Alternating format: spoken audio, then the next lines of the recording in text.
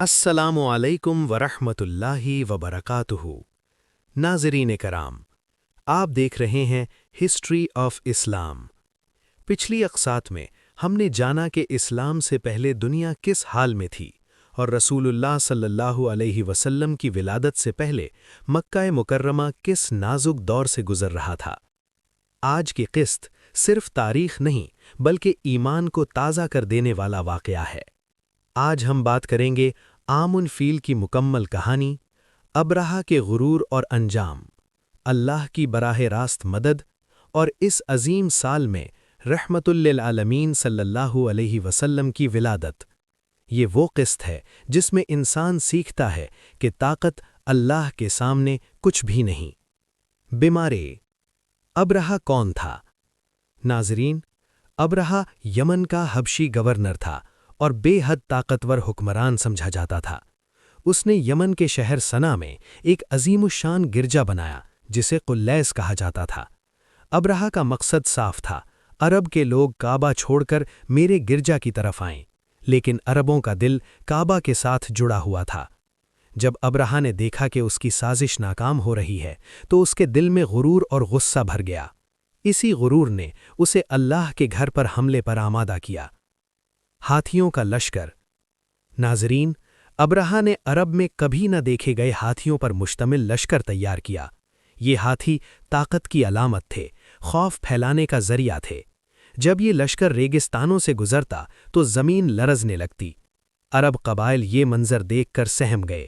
کسی میں اتنی ہمت نہ تھی کہ اس لشکر کا مقابلہ کر سکے۔ حضرت عبد المطلب رضی اللہ عنہ کا ایمان۔ جب لشکر مکہ کے قریب پہنچا تو قریش کے سردار حضرت عبد المطلب رضی اللہ عنہ ابرہہ کے پاس گئے۔ ابرہہ نے پوچھا، کعبہ کی فکر نہیں؟ حضرت عبد المطلب رضی اللہ عنہ نے جواب دیا، اونٹ میرے ہیں اور کعبہ کا رب خود اس کی حفاظت کرے گا۔ یہ الفاظ صرف جملے نہیں تھے، یہ مکمل ایمان کا اعلان تھا۔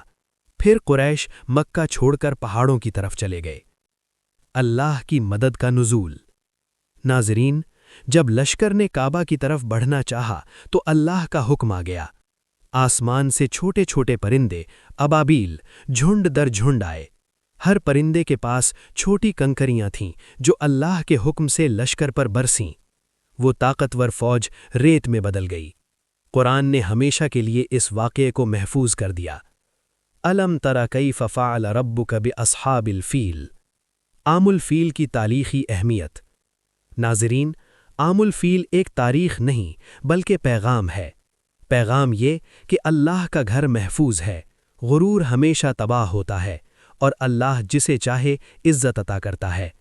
اسی سال عرب تاریخ نے اپنا کیلنڈر شروع کیا۔ لوگ کہتے یہ واقعہ عام الفیل کے سال ہوا۔ ولادت رسول صلی اللہ علیہ وسلم۔ ناظرین، اسی مبارک سال مکہ کی خاموش رات میں ایک گھر میں نور پھیل گیا۔ حضرت آمنہ رضی اللہ عنہا کے ہاں ایک بچے کی ولادت ہوئی جو یتیم تھا مگر اللہ کا محبوب تھا۔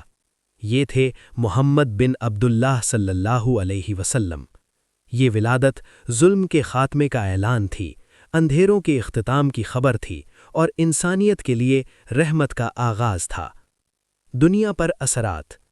ناظرین، یہ بچہ بڑا ہو کر غلام آزاد کرے گا، عورت کو عزت دے گا اور انسان کو رب سے جوڑے گا۔